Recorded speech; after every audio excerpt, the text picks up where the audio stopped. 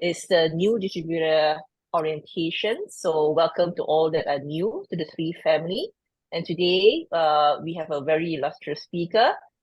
She, since some of you are also from Singapore, she has graduated from the National University of Singapore herself as an ASEAN scholar. Been in high corporate as an executive director in public listed companies, ran her own business in Malaysia as well as Singapore. Very used to running teams, even in the 24-hour operations, small, medium team to large teams. So we are very fortunate to have her on our team. And she is very dynamic, very approachable, down to earth, has a feel for people. And so I'd like to welcome Daffy on the call. Thank you, Hello, Adelina. Daffy. Hey, yeah, that's a lot of words. Oh my God, scary. Was that me? Holy cow. All right. Yeah, it's good to meet everybody, especially I think people for the first time, So yeah, I think Shira, we have not met. So it's great. You've got a very cute cat. That's nice. And there's someone else here. I think we've not met. Muhammad, I know. Fong Ting, I know. Li Mei, I know. Leslie, I know. Who's Camberwell Basketball? Can we just switch on a little and say hi? Is that possible? Yeah, it's convenient for everyone since it's a orientation for new members. Be great to meet you, in person. Who's Camberwell Basketball? Okay, that's is that okay? It's gone off, disappeared. Yeah. Okay. All right. Let's carry on. Okay, good. So yeah. So kind of before I begin, I think for most of the time, we might have talked even with Li Mei, Leslie, Fong Tay, all of us, we talk about the business. And Shira, maybe this is your first time, but we've attended many conversations around the business, right?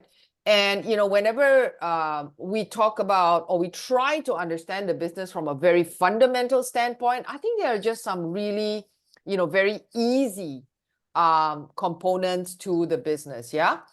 And I think that people just need to know very few things when they actually kind of get started, doing the business, right? So today's conversation that I'm going to have is really just to kind of put into perspective, maybe 2, 3, maybe 4 things, whatever strikes you, but I'm not going to go more than 5, right? Things that make sense for people to do or anyone to do if you're in the 3 business, okay? Now, being in a business has meaning in terms of this or timing, as well as the opportunity or the whole platform of 3.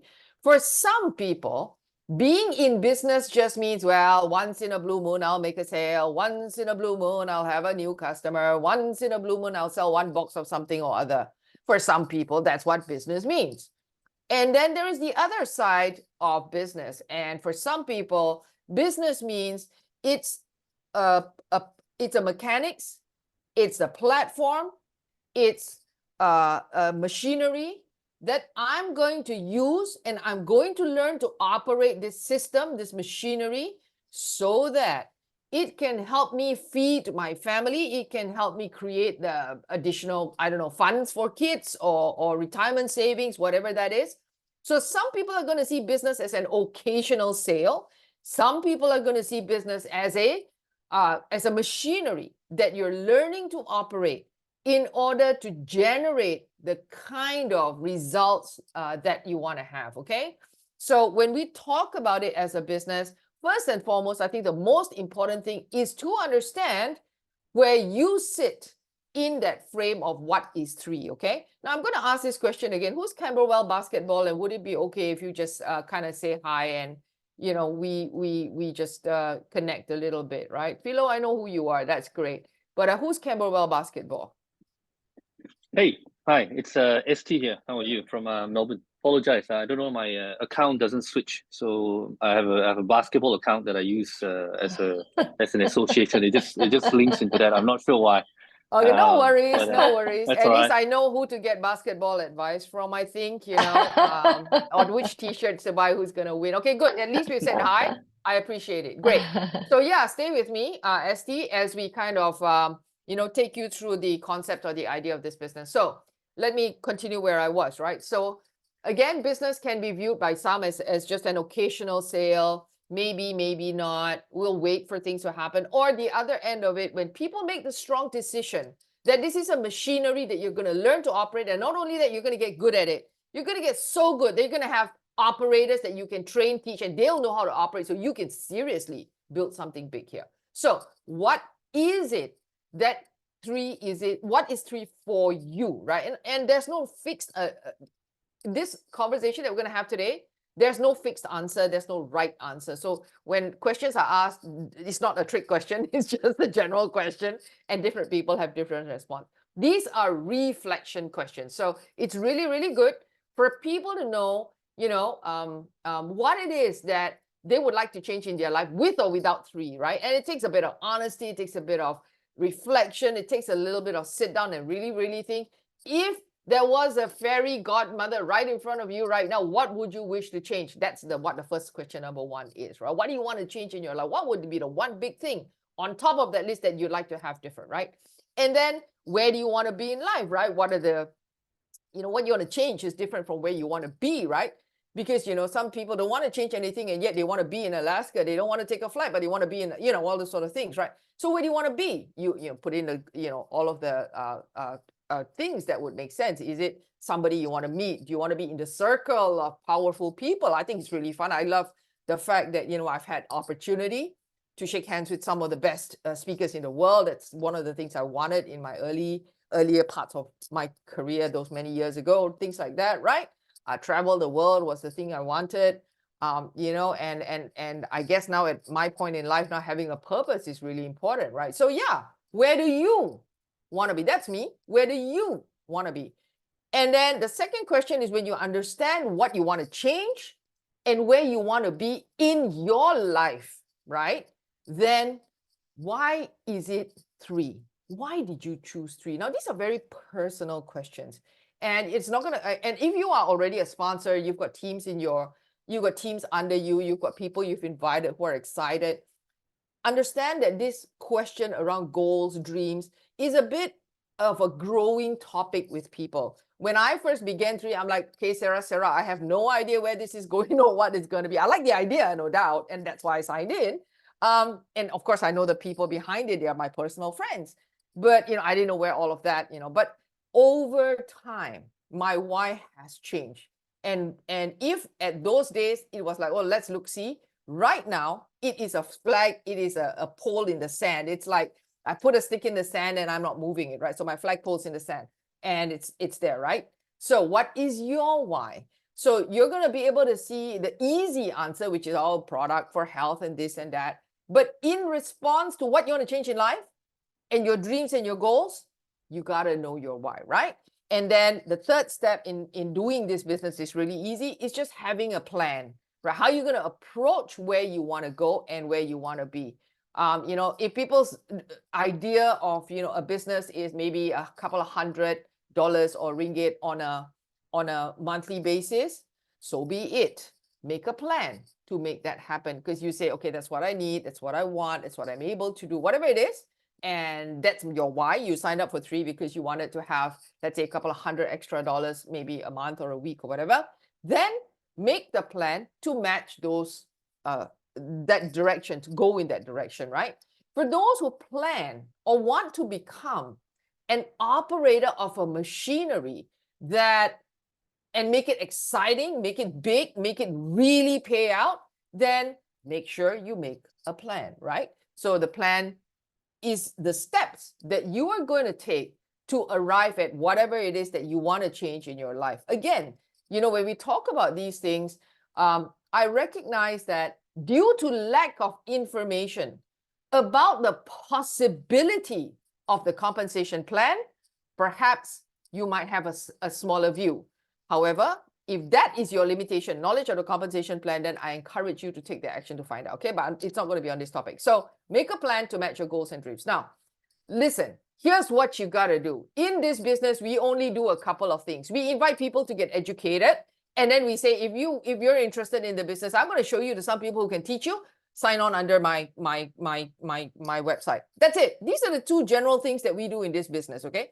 I'm gonna take you with me, and we're gonna go for a bit of an education conversation. You know, it's a showcase. People explain the technology, they explain the platform, they explain the product, etc., etc. And when people are educated, then they can make decisions for themselves. And then your next task is to kind of invite them and say, look, join my team, right? Come to my website. I'll show you how to get started. So what do you do in order to achieve this? Very simple. You make two lists. So if you've signed on and for a couple of months, you're wondering what to do, well, here's where you get started, right? You go make your list, right? You make a list of your results that you want to achieve. The second thing that you do is, who are your friends that you know? And whenever we make contact lists in this way, some people say, oh, I like me, right? I've got like 5,000 people in my phone, but then I know them, they don't know me. That's a problem. They're not people I reach out and talk to. Now, who should sit in your contact list? Contact list should include people whom you know, you have some regular contact with or some occasional contact with.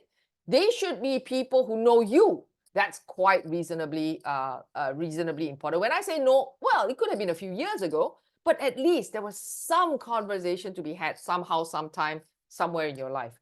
And then the other part about what a contact list should include is, obviously the people whom you might meet or due to networking, for business or due to sports activities or hobbies. Those kinds of things are also people you know. And then there's the other group of people you know, which is your suppliers, right? Like, you could have electricians, you could have, people who come and look after your kids, right? Or you could have kindergarten teachers, things like that, right? These are all just people you know. And so because they know you, right? So this becomes part of your contact list. Now, whenever we make contact lists, I've heard people who are 60 years old say, I've got no friends, which is unbelievable. Because they do, right? The fear of putting names on a contact list is probably one of the most important fears I need to talk about, because the fear is in your own head. Okay, nobody really cares, right? Because it's just you and your shadow.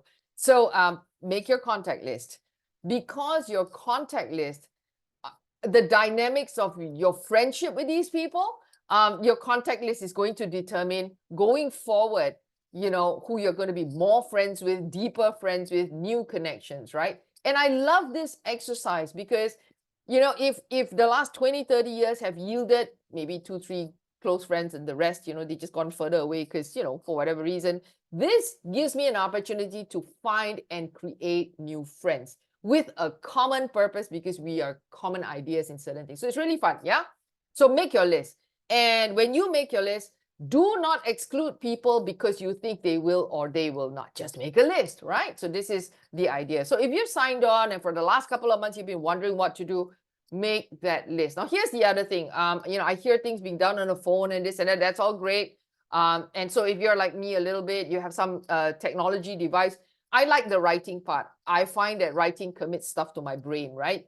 And it's very visual as well. So, try and get some pen and paper or electronic pen and paper and get something written. So first thing first, make your list. This business, you got to find business partners. That's the first thing you need to do, make your list. So then the question that I get around making lists is like, oh my gosh, you mean I got to do sales? That's the first thing people will say to me. And I'm just going to answer your question without asking you whether you have this question. I'm just going to say it.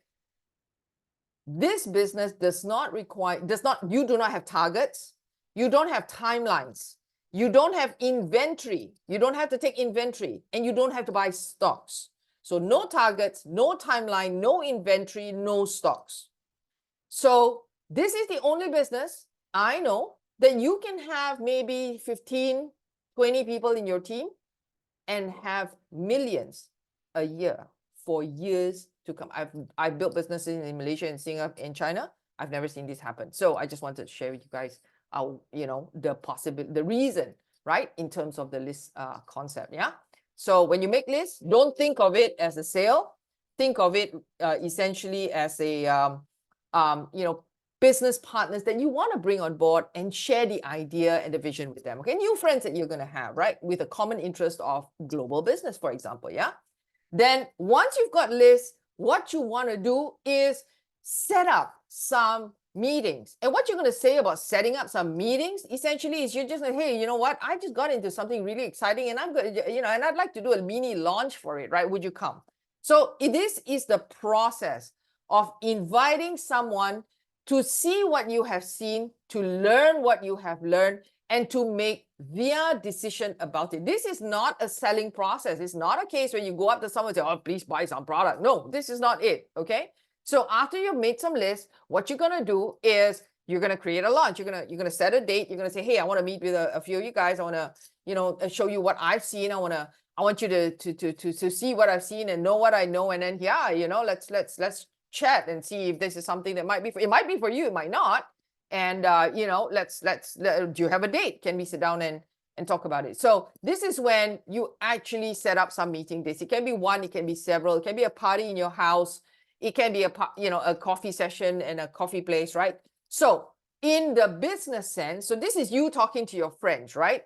And on the other side, shall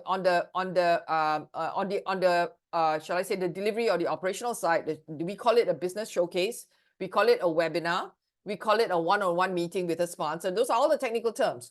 But to you and to your friend, it is primarily just, a coffee meet. I'm going to show you something, something that I'm looking at seriously, etc., etc. Okay. So that would be the meaning of create your launch. So the first thing is make your list. Secondly, set some dates to meet and chat with some people, right? And show them the showcase, right? Now, when you want to create your launch, these are, like I said, right, these are the technical terminologies related to it. It's called the meetups, small group. You can do it in small groups. You can do a private business reception, right? Like, for example, private, one of my team members is someone whose husband used to be in politics in Malaysia. And so she's one of those people who will not go to a coffee shop because she's too famous, right? So she does a private business reception at home, okay?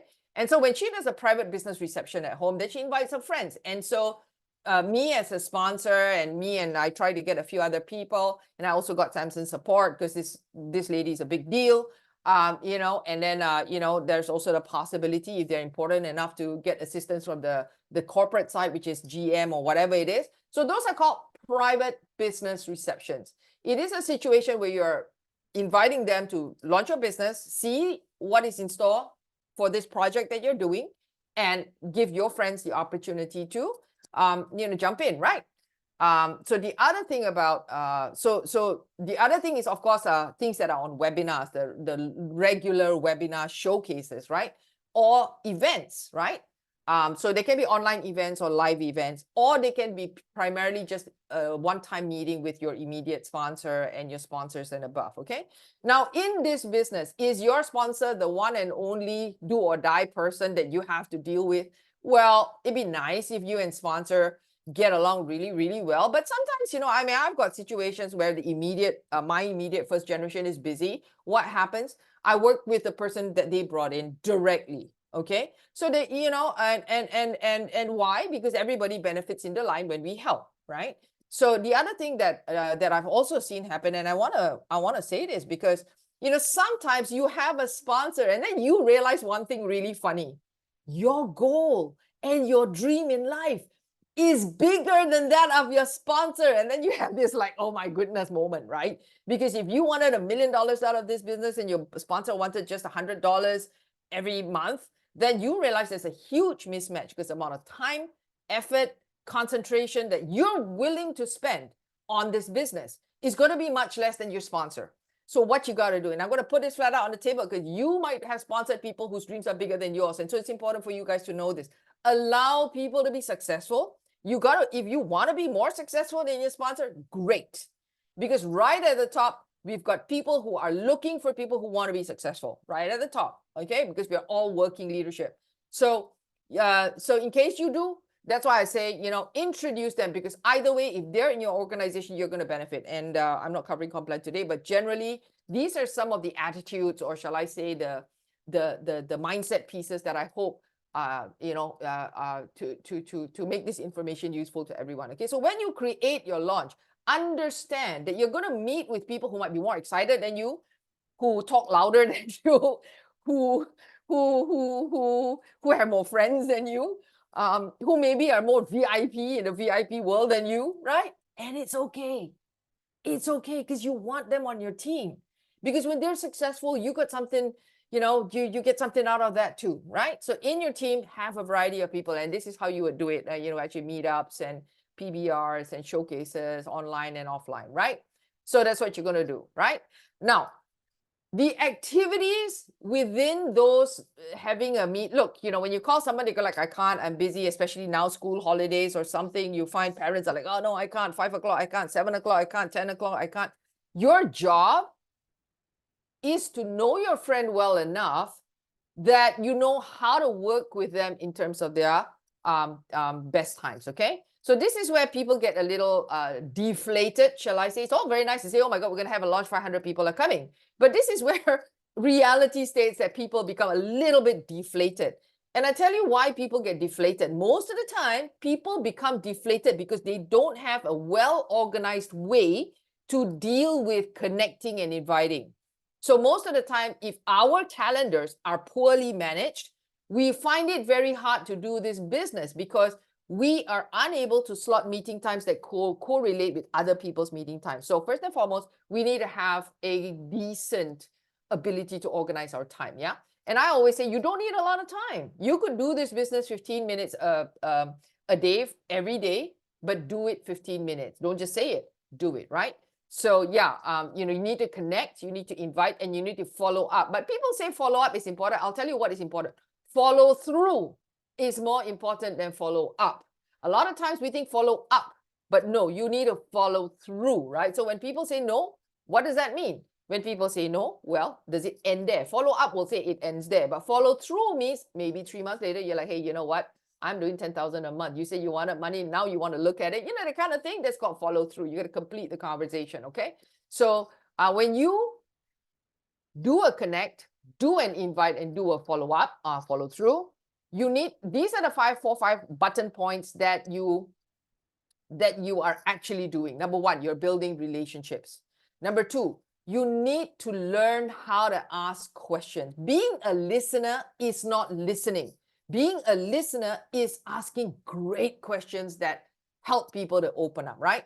The third thing you need to know about this is know why you're in this business, because you're going to look at you curiously like, I thought you got like a lot of money. I thought you are totally, all set up for like the next 500 generations or something, whatever it is that they think, right? So you got to have a clear idea. It's like, no, I'm doing this because, and for some people, they're doing this like that, right? I'm doing this because I want to accumulate a retirement, or I want, whatever it is that I want to leave a legacy for my kids, whatever it is, right? And then you want to invite people to see the information. Again, like I said, invite people to get educated, invite people to get information, invite people to learn, right? So, and I'm very confident to talk about the learning. Why? Simply because we have so much science that nobody else has. So if we just understand that part, it becomes really easy to say, come and get educated. Right? It's like we're the premier university of bioavailability at this point in time, right? We're the premier university of epigenetics. No other university has it, right? The University of Supplements, perhaps. And, it's an easy way to say, come and learn, okay? So connect, invite, and follow up. Now, this very, very quickly, a few general guidelines. And, I've been asked to go for meetings and help people out. One of the things I always say is don't put it in people's house. Okay, meaning to say, if you are the person who's being asked to help out, that help should not occur in somebody else's house. Come out to a neutral location. If people are doing in their PBR, that's fine. But there's a briefing that needs to go through with that, okay? So yeah, choose places that are suitable for a conversation. Most importantly, in this time and age, make sure the location you choose has got decent internet access. Don't fail on this part, okay? It's going to be hard if you miss that part. So in Malaysia, a lot of these shopping centers, some of them are so big, but it is a black hole of internet. You really can't get a generic internet, right? So you want to choose, for me, I like smaller cafes. It's easier because then, you actually can access phone internet. So their phone, your phone, the GPS or GPR, whatever it is, that 5G, 4G thing works, right? So for us in Malaysia, that's one of the anomalies. I think in Singapore, it's a bit different. You can kind of get internet anywhere. I think in China, you can. So yeah, certain countries, you got to know how it functions, right? Make sure you've got, at least a phone and or some way to kind of have that conversation with people, yeah? So depends. If you are in the role where you're helping someone out, make sure you're ready to help. Ready to help means you have the tools and you have the mental, the intellectual side of it and the emotional readiness to help. Okay, so we'll cover that on a separate item. In Indonesia, it was difficult to get everybody to have computers or tablets to go around. You know what they did? All of the slides, they printed it and laminated it. And so it looked like one of those, I don't know if you guys can see me, but it's like one of those desk calendars. And they kind of really just did a flip desk. It was gorgeous, and the primary leader in Indonesia had that intelligence and that brain to help her people out with this really creative idea. And the numbers just flew, right? Because it became easy for people to talk about the business. So again, you got to look at your team and see what they need, right? So this is some of it. The other thing is, of course, know how to enroll after the meeting. So invite people for a meeting, have a meeting, answer Q&As, whatever, show them the showcase, and then know how to enroll people after the meeting, okay? Don't just finish a meeting, go home, ta, ciao, bye, Merry Christmas, see you next year. No, right? You're asking them to spend 45 minutes with you. Make sure you know how to ask them. Hey, are you in? Are you out? Is this for you? Is this not? So enrolling is a skill set. It's a knowledge that people should have, okay? So yeah, those days we would land products simply because the products took so long. Nowadays, you guys have to think whether that's something you want to do. If it is, again, yeah. And the other part is make sure you set a little bit of time after. You see, when you enroll someone, don't just say, yes, thanks, welcome, great, bye, see you next year. I mean, like, no. Once you enroll and the person's gotten started, you got to look at it as the beginning of the journey. You've got to understand that maybe you think you've made the money, you're done. But for that person, if you were in that person's shoes, know that they're saying, well, I'm excited. What's next? So you've got to spend the next 15, 20 minutes and say, I'm going to help you get started. These are the 5 things we're going to do right now. Okay. So help them get on board, right? So onboarding is a lot of whatever I've discussed, plus your WOW workbook. In case you have not seen it, make sure you speak to your sponsor, okay? So these are the things that you do after the meeting, right? These are basic, I would say, steps in a meeting, yeah? So I'm not going to talk about this. I'm not going to talk specifically about PBR either. Yeah, so I'm not going to talk too much anymore, but these are the 4 or 5 main things. Now, for those who have not seen their WOW workbook, you've not actually had an opportunity to deal with the welcome orientation workbook, I suggest that you speak to your sponsor and kind of get that started ASAP, okay? So good. I've kind of covered what it takes to start the business, do the business, and also kind of what happens after your meetings. Anyone has got any questions? I think now's a good time to really just cover if anybody's got questions.